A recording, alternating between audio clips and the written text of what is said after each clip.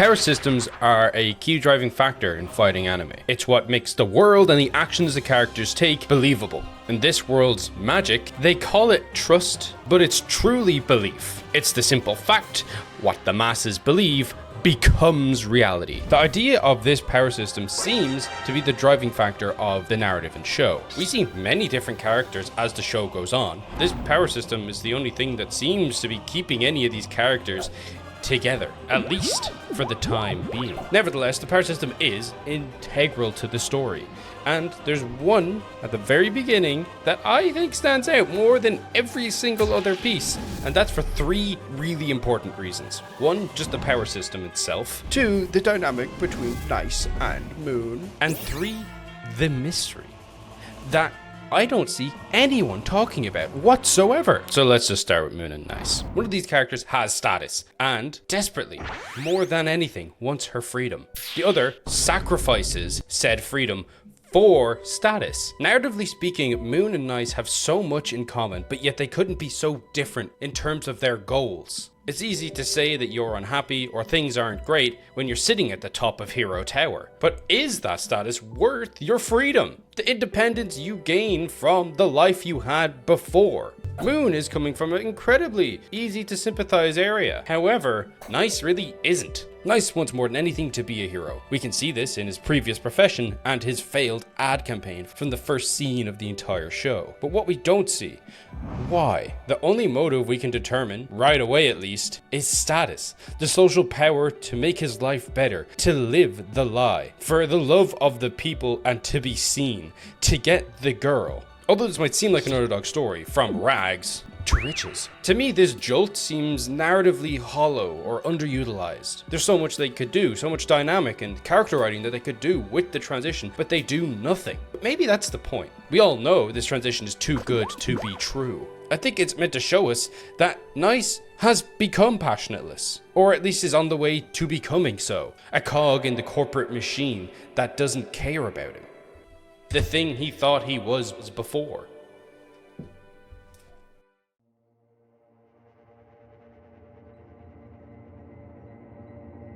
There is another story that mirrors Nice's own, and in many ways where he was willing to trade everything for status and becoming a hero. Moon wants to sacrifice everything that he wants for what he had: freedom. This corporation has taken everything from her. When she disobeys them and is reasonably angry, she's locked away like a princess from a fairy tale in Hero Tower. And the one thing she earned herself from her work as a travel influencer, the ability to open portals up to any location on Earth, was taken away from her. The company wanted to paint a picture of the perfect hero couple. And from that moment on, every portal she ever created led to a prison, to Nice's side. That being said, it's the perfect starting point. Look, the narrative so far is pushing for us to see Nice as a good guy. That's not what I gathered from him at all. The point, however, can be the starting point of his change. I would like to see from him. He is in a position of power for the first time. There could very easily be a character-defining moment depending on how he reacts to his current situation. With Moon, with his newfound leverage, he might just be able to set her free, even if that's something he doesn't actually and personally want. After all, he's had this unhealthy parasocial relationship with Moon for years. It would do wonders in humanizing this character. Sure, I understand that he was in an understandable and relatable experience before, but now one of the most famous people in the country, and he got there from being shallow. It would do wonders for his character if he made the correct choice here, and that he does. Together, they make up a plan to fake Moon's death so that she can be out of the public's view. This plan is to make Nice's nemesis interrupt a fake wedding between Moon and Nice, where Moon and Nice will have to stop the holy matrimony in order to put a stop to this character's violence. However, it doesn't go to plan. What we see is a hurt man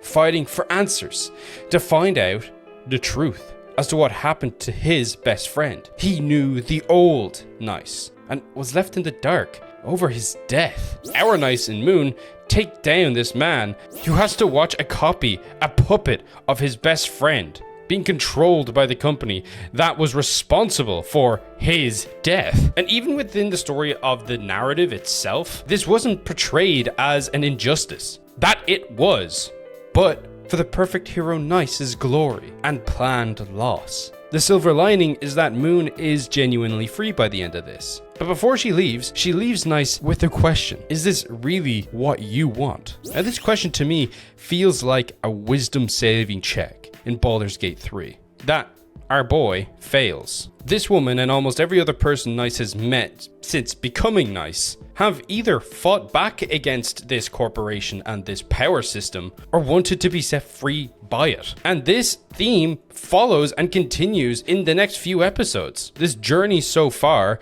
has been a tale of warning, if anything, that he ignores at every point and lets the woman he has feelings for just walk away without him. Instead of learning the lesson himself, he bestows it upon another, Firm. I don't want to take too much time talking about him and his story, but it's a pretty powerful episode where Nice was able to give Firman the same opportunity Moon offered him in that moment. The difference is that Firman takes it. In the moment that he passes the torch of being the 10th ranked hero, he leaves Nice with a statement much like Moon's previous question, where Moon asks, "Is this what you want?" Firman states, "You chose to be here, and I'm sure there's a reason. You'll be fine." This is where Nice begins to fade. A crack opens in his perfect image, in the perfect hero. One that comes crashing down once he is forced to choose between being Nice and saving Moon from a newly empowered God Eye.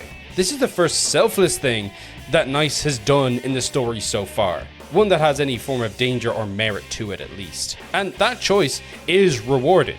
The public see this normal guy put his life on the line, throwing everything away to save the woman he loves. The narrative we were looking for, the narrative we deserved. And that's a real hero. And that is what the people see. Thus, it becomes reality. I would give up my life! The silver lining was born. Although he finds out that Moon was never in danger, at least from God Eye, he is reunited with her in a seemingly perfect ending. They're together, they both have their newfound freedom. It's almost too good to be true. And that's because it obviously is. People just love to forget the fact that when Nice first entered Hero Tower and was going to bed, he saw a dead-ass Moon. He saw a Moon with her head cracked open. Like, what? And he wakes up the next day being like, I guess it was a dream or something. I just decided to go to the couch and go for a nap. Right, yeah, it could be a dream. But obviously it's not. There's obviously something more here. Look, Nice committed suicide and within 10 minutes they had already replaced him. What's to say they wouldn't do something just as horrific when Moon dies? Or even just disagrees with them? Nobody is talking about this. My theory is that Moon, the original Moon, yes, stay with me, when she found out that Nice was a replacement, she already knew what had happened or had a suspicion. Therefore, when she came home, she either did it herself or the company were responsible for it. Then they had some control over the power system, or Nice in general, to make him either choose to forget it and move on, or something even more sinister. The fact that Nice is fine the next day doesn't really matter. We know that they can replace someone with almost perfect accuracy straight away.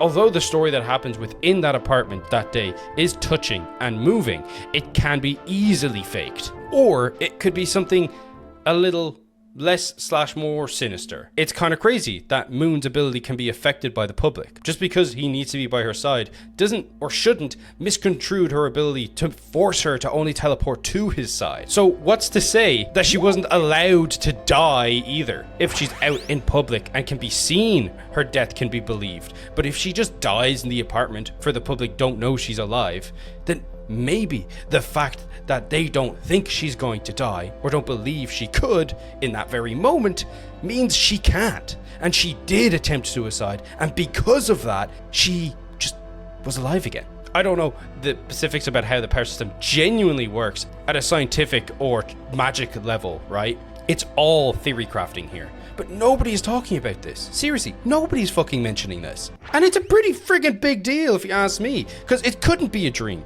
He gets up to Hero Tower and then he sees it straight away. It's not like he tries to go to sleep, wakes up in the middle of the night, and there's the disconnect. There's where it could be a dream. There's no moment that this could naturally be written off as a dream, because it just is. It can't. There's something more afoot here, and I'm pretty sure I hit the nail on the head. Hey, thanks for watching. Yeah, this channel monetized now. Yippee. So watch another video so that I can get 50 cents per video. That'd be pretty epic if you did that for me.